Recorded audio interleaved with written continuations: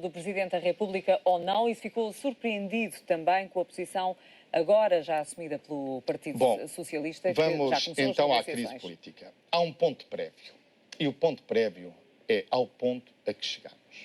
Veja bem, nós temos um Presidente da República, um Primeiro-Ministro e um líder do CDS, que há 2 anos atrás deitaram abaixo um governo, provocaram uma crise política, obrigaram o país a pedir ajuda, que durante 2 anos ostracizaram o Partido Socialista e chegam agora à conclusão que precisam de um acordo com o Partido Socialista. Quem chegou a essa conclusão foi o Presidente da República. Chegou o Presidente da República, é verdade. Mas também é verdade, ou não é menos verdade, que isto é o segundo reconhecimento do falhanço. Porque, bem vistas as coisas, nós tivemos 2 reconhecimentos de falhanços em menos de 2 semanas. Sim. Primeiro foi Vítor Gaspar, que reconheceu: falhei, retiro-me. Agora é Cavaco Silva, que vem dizer o seguinte: isto não tem condições de prosseguir, esta governação, porque não tem nem credibilidade nem confiança, são as palavras que ele utilizou. Sim. Mas, por outro lado, também diz que é preciso um acordo com o Partido Socialista. No fundo, o que o Presidente diz é que esta solução governativa não é suficiente e é preciso um acordo de incidência parlamentar. Deixa-me perguntar-lhe se acha que, aos olhos do Presidente da República, estamos perante um caso de má moeda. Lembra-se de um artigo certamente escrito por Cavaco Silva, salvo erro, em 2004, que dizia que a má moeda afastava os bons. Sabe, esses artigos às vezes têm ricochete. Vamos ver como é que saem as instituições desta intervenção do Sr. Presidente da República. Porque eu devo dizer-lhe que me filio em todos aqueles que veem nesta intervenção e nesta decisão do Sr. Presidente da República, não uma resolução da crise, como se exigia. Sim. Era o que devia ter sido feito, porque afinal de contas foi-lhe posta uma pergunta muito clara, temos aqui uma remodelação para fazer. E o Sr. Presidente da República podia ter aceito ou não aceito. Mas o Sr. Presidente da República achou que devia juntar uma outra questão. Não. A governação não pode continuar sem um acordo de incidência parlamentar com o Partido Socialista. O primeiro comentário que faço é que isto vem tarde demais. Eu sempre fui um adepto... Devia ter sido feito, proposto na altura... Bom, eu sempre achei que devia ter sido... Do PEC 4, ou mesmo depois do pedido de ajuda à troca? Sabe, eu sempre achei que devíamos ter um acordo antes do PEC 4. Mas, enfim, isso já é passado, dizem alguns, mas quero recordar que os escrúpulos que o Sr. Presidente da República manifestou agora com uma crise política não foram os mesmos que manifestou em 2011. Isto chama-se um duplo critério. Mas passemos por cima disso. Sim. Analisemos aquilo que foi a decisão do Sr. Presidente da República. Eu acho que a decisão do Sr. Presidente da República e a sua intervenção não veio trazer nenhuma clareza, mas veio trazer confusão. E pior do que isso, eu acho que o Sr. Presidente da República, com a sua intervenção, criou uma balbúrdia institucional.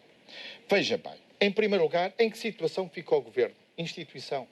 Temos um Primeiro-Ministro que já não consegue liderar um governo nem sequer na sua Constituição. Um Primeiro-Ministro que queria colocar o seu Ministro dos Negócios Estrangeiros como Vice-Primeiro-Ministro e não consegue. Um Primeiro-Ministro que já disse a ministros que prescindia dos seus serviços, que os pretendia substituir, que já disse a pessoas que iriam entrar para o governo, que já convidou certamente essas pessoas, porque senão não teria apresentado a proposta de remodelação e não consegue fazer isso. Este governo não só estava já muito debilitado, como ficou agora completamente desautorizado e pior, é que o Sr. Primeiro-Ministro fica numa posição até um pouco indigna. E indigna porquê? Porque um Primeiro-Ministro precisa ter dignidade, autoridade, para liderar um governo, principalmente nestes momentos. E na circunstância em que ficou... O governo foi humilhado? Absolutamente humilhado. O Sr. Primeiro-Ministro faz um esforço para disfarçar, faz um esforço para pôr isso de lado, mas toda a gente nota. Um Primeiro-Ministro que não... Está em plenas funções? Tem plenos poderes? A isso responderei que não. Tal como não está o Governo, como não está a Assembleia da República, sabe? Ao mesmo tempo que o Presidente da República fez isto ao Governo, fez o mesmo à Assembleia da República. Porque veio, digamos assim, fazer um pré-anúncio de dissolução da Assembleia da República. Portanto, não nega apenas as condições para a governabilidade ao atual Governo e ao Primeiro-Ministro, mas nega até à maioria. Isto é, nega-lhes a possibilidade de irem até ao fim do seu mandato, pré-anunciando a sua dissolução. E sem apresentar nenhuma justificação para isso. Por isso é que eu acho que, sinceramente, o Sr. Presidente da República, em vez de resolver a crise, estendeu a crise como uma mancha de óleo e deixou as instituições da República numa situação muito, muito delicada, o Governo e a Assembleia da República. E tudo isto em troca de quê? O que é que propõe o Sr. Presidente da República? Bom, o Sr. Presidente da República lembrou-se agora, como digo, tarde demais, acho eu, mas enfim, já direi porquê, de dizer o seguinte: não, isto só lá vai com um acordo parlamentar com o Partido Socialista.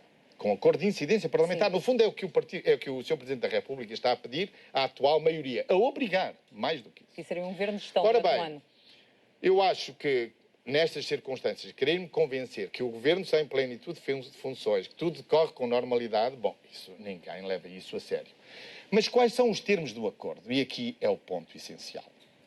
São 3, segundo o Sr. Presidente da República explicou. O primeiro pilar é um pilar pós-troika. Bom, aí eu não vejo, sinceramente, razão para que os partidos não façam um entendimento.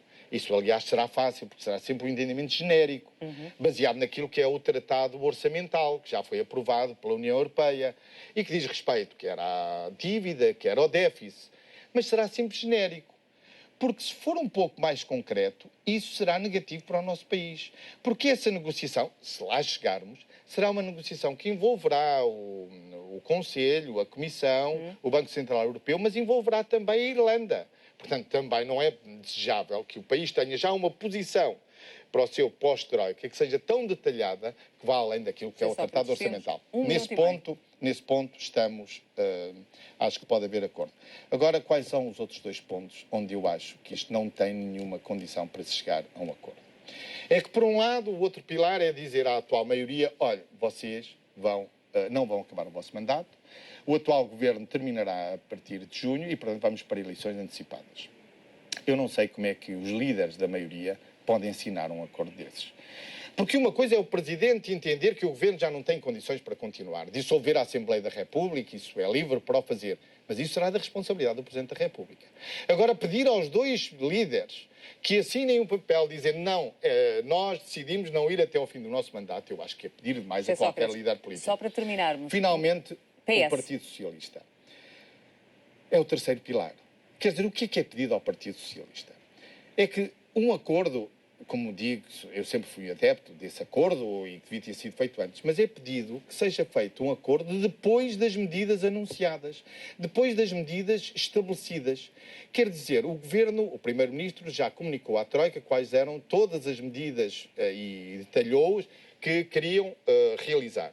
E, portanto, agora pedem ao Partido Socialista para concordar com os despedimentos na função pública, com a redução das pensões já atribuídas. E o que é que deve fazer o PS? Muito rapidamente. Bom, eu acho que o Partido Socialista não pode concordar com isso e não vai concordar com isso, porque me parece absolutamente central em todo o discurso do Partido Socialista. Portanto, que tem dito, não é isso que nós não podemos colaborar com uma política para além da Troika. E o que o Presidente está a pedir ao Partido Socialista é: bom, eu dou-vos eleições daqui a um ano, mas vocês ajudam este Governo a aprovar o orçamento para 2014, que inclui estes cortes todos, com cortes esses que já estão estabelecidos com a Troika, e por isso eu não vejo razão, porque, repare, deixe-me recorrer de novo àquilo que é a metáfora que eu tenho utilizado.